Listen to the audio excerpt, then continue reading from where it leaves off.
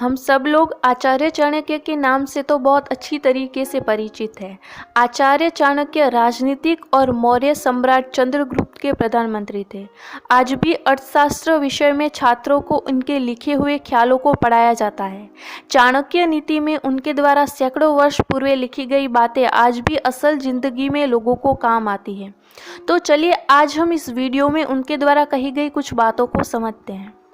आचार्य चाणक्य यह कहते हैं कि आपके दिमाग में अगर कुछ नया करने का ख्याल आए तो तुरंत वह काम बिना सोचे मत करना।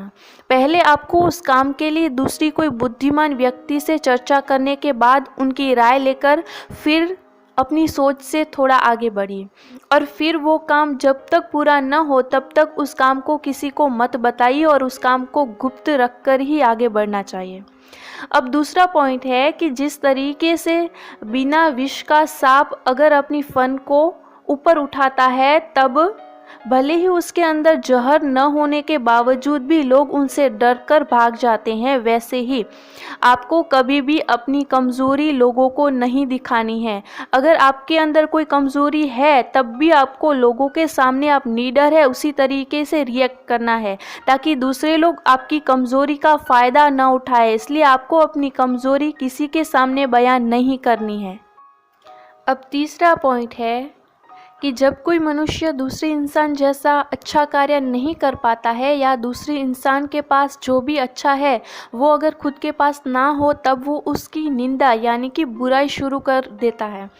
इसलिए अगर आपकी कोई निंदा यानी कि बुराई करे तो आपको घबराने की बिल्कुल भी ज़रूरत नहीं है। आपको यहाँ पर ऐसा समझकर खुश होना है कि आपके पास जो भी अच्छा है वो उन लोगों के पास नहीं है, इसलिए वो लोग आपकी बुराई कर रहे हैं। इसलिए ऐसी स्थिति में आपको सकारात्मक ही सोचना। अब चौथा पॉइंट है जो आचार्य चाणक्य कहते हैं कि इस जगत में जिनके पास धन नहीं यानी कि पैसा नहीं है उनका कोई नहीं है। जब आपके पास पैसे होंगे तब सब लोग आपके आगे पीछे घूमेंगे, लेकिन जब आपके पास कुछ नहीं होगा तब कोई आप में दिलचस्पी नहीं रखेगा। देखिए, ये बात मैं नहीं कह रही हूँ बल्कि खुद आचार्य चाणक्य जी ने ही लिखा है और यह बात हम सब लोग जानते ही हैं। भले ही ये बात थोड़ी कड़वी है लेकिन सच यही है कि पैसों के बिना कोई किसी का नहीं है। इसलिए बेहतर यही है कि पहले आप सारी चीज़ों को छोड़कर पहले मेहनत करके पैसे किस तरीके से कमाए जाते हैं इस काम पर ध्यान दीजिए।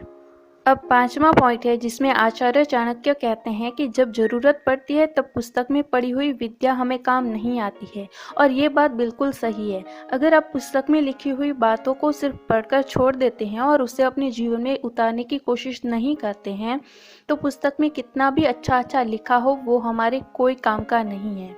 जब तक आप अपने जीवन में उस बातों को उतारकर खुद अनुभव नहीं कर लेते तब तक आप कुछ नया नहीं कर सकते।